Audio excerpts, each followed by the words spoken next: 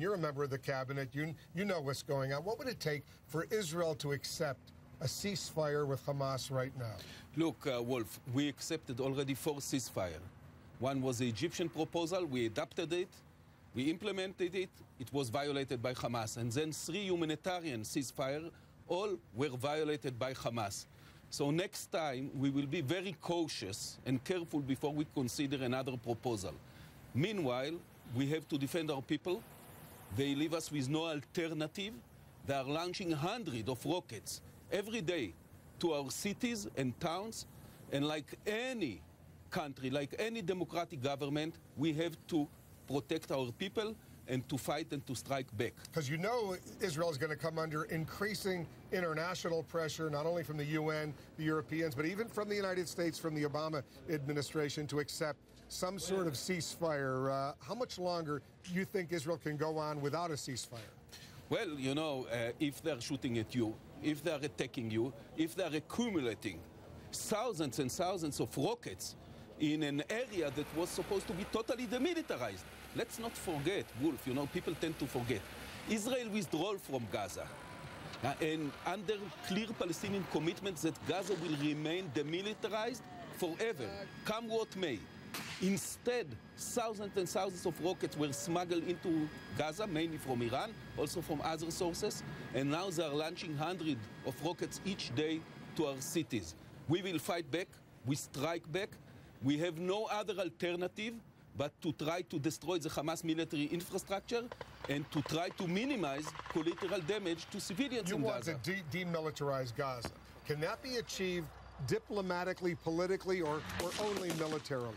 Look, I hope it will be achieved diplomatically. It will be achieved either militarily, if we will have to capture Gaza, if it will be necessary in order to demilitarize it. When you say capture Gaza, you mean reoccupy Gaza? For some time, yeah, for some time. Is that possible that you would go that far? This is one option that we examine, that we will have to examine if there is no other alternative. I still hope that there will be a diplomatic solution. But let's not forget, this is the core of the problem in Gaza. People should ask themselves why in Nablus or Ramallah people can go to work even in Israel. Why we have to put those restrictions around Gaza? Only for one reason. Because terrorist organization, fanatic, barbaric, terrorist organization like Hamas and Islamic Jihad has accumulated thousands of rockets. If Gaza would remain demilitarized like Nablus, there would be no war now around Gaza. Israelis would not suffer from terrorist attacks. Palestinians in Gaza would not suffer from this unnecessary violence. Let's go through some specifics. You're the Minister of Intelligence, so you know what Israel's intelligence community believes right now. How close is Israel to destroying, eliminating the tunnels that go from Gaza into Israel? We already discovered 31 terror tunnels leading from Gaza underground into Israel. Some of them have been used. Even yesterday, we had some casualties. There were some incursions. We destroyed approximately half of them by now, 15 out of 31, and we have to destroy the rest of them. How many more are there, besides the 31 that you discovered? Probably there are some more. We are looking, searching to see if there are some more. We will do our utmost to destroy those incursion tunnels. No country will tolerate, would accept tunnels, underground tunnels leading to its territory, and believe me, Wolf, they didn't build the tunnels to grow mushrooms. We know very well what is the purpose of those tunnels. How many rockets and missiles does Hamas still have? It's difficult to say, but we estimate they had 10,000 at the beginning of this round of violence when they start launching rockets in Israel. Now we destroyed many of them, several thousand. They have launched already 2,600 rockets into Israel.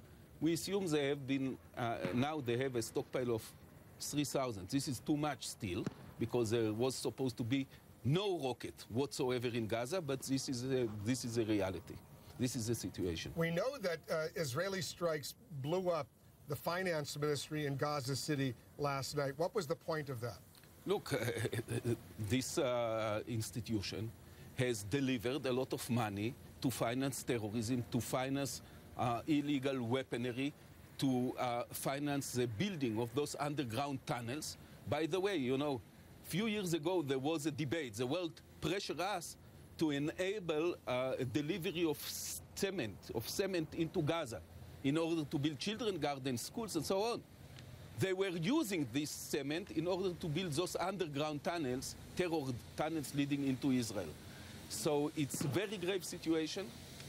And unfortunately, again, let me remind us, the core of the problem is that Gaza is not demilitarized, as was signed on the White House lawn. And therefore, the core of the solution, if we want something more than just an end to this round of violence, if we want to put an end once and for all to the suffering of both Israelis and Palestinians in Gaza on the other side of the fence. The core of the problem is also the core of the solution. The core of the solution is that Gaza will be demilitarized again. One final question. Would you support the Palestinian Authority of President Mahmoud Abbas taking charge of Gaza? Would that alleviate your concerns? Because they're in charge of the West Bank. It's a very different situation there. Yeah, of course, this is better than to have the Hamas. This is a terrorist organization.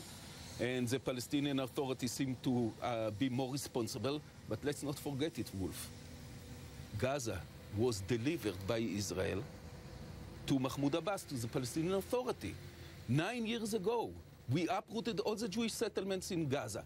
And Abu Mazen said publicly, I quote now, he said, once the Israeli occupation inside Gaza is over, once there are no Jewish settlements in Gaza, there will be no hostilities and no terror attacks, no rockets whatsoever. Since he gave us this commitment and we pull out from Gaza and we uprooted all the Jewish settlements from Gaza, 14,900 rockets were launched so far in the last 9 years from Gaza into Israel, 2,600 only in the last 2 weeks. So it's a big question if we can really trust Abu Mazen.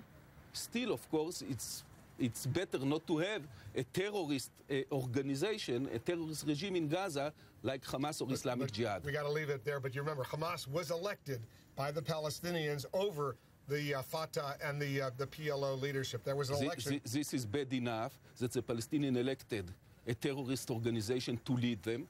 I think many of them regret this terrible mistake. By the way, it was totally inconsistent with the Oslo Accords that said clearly that no terror organization or any organization that doesn't accept Israel's existence can participate in the Palestinian parliament or government. That's history now. Now you got to That's deal history, with but it's very relevant to the sad realities on the ground. But at that time, as you well remember, both the Israeli government and the Bush administration said Hamas could run in that election, even though Hamas did not accept Israel's right to exist. We'll discuss the history. It's clear that this was a grave mistake, and look to the sad realities in Gaza, in contrast to the much better reality in the West Bank.